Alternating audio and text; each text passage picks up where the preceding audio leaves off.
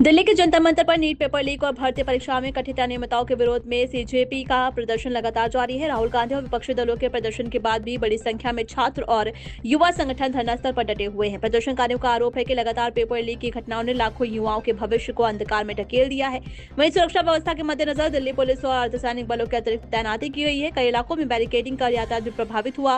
वहीं प्रदर्शनकारी शिक्षा व्यवस्था में सुधार, दोषियों के खिलाफ सख्त कार्रवाई और निष्पक्ष भर्ती प्रक्रिया की मांग कर रहे हैं।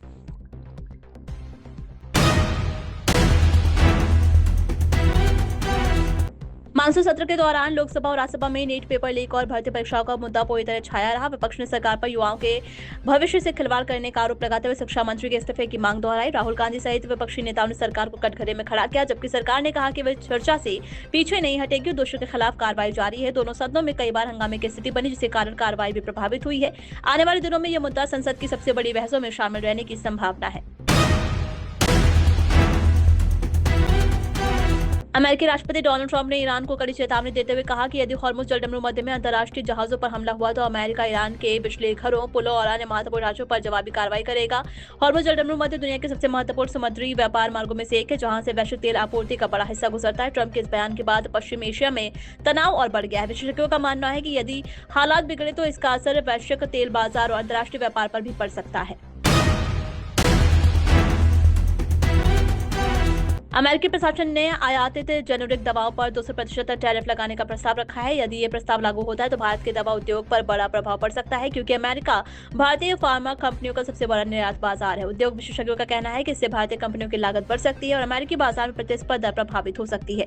सरकार और उद्योग संगठन स्थिति पर नजर बनाए हुए हैं, संभावित रणनीति पर विचार कर रहे हैं।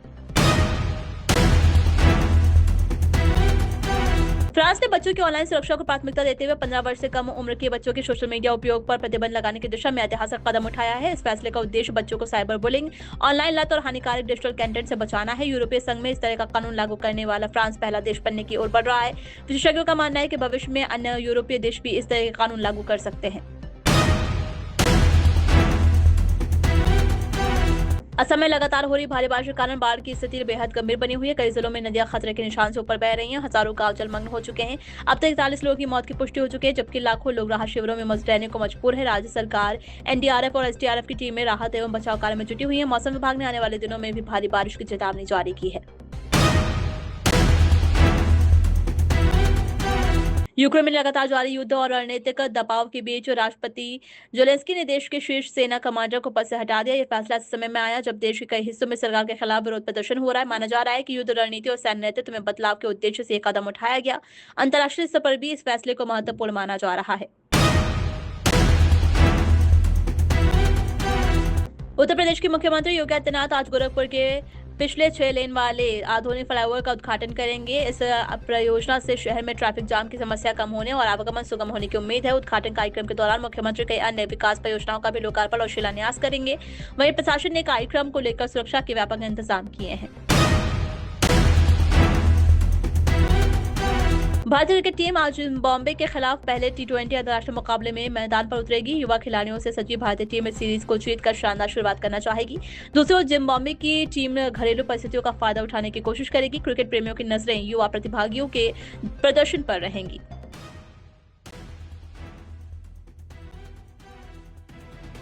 अमरनाथ यात्रा की सुरक्षा ड्यूटी के दौरान आतंकी हमले में शहीद हुए हेड कांस्टेबल आशिक हुसैन का पार्थिव शरीर जम्मू कश्मीर के बडगाम जिले के लालपोरा स्थित उनके पैतृक गांव पहुंचा, जहां पूरे राजकीय सम्मान के साथ उन्हें अंतिम विदाई दी गई। बड़ी संख्या में स्थानीय लोग, सुरक्षा बलों के अधिकारी और प्रशासनिक प्रतिनिधि श्रद्धांजलि देने पहुंचे।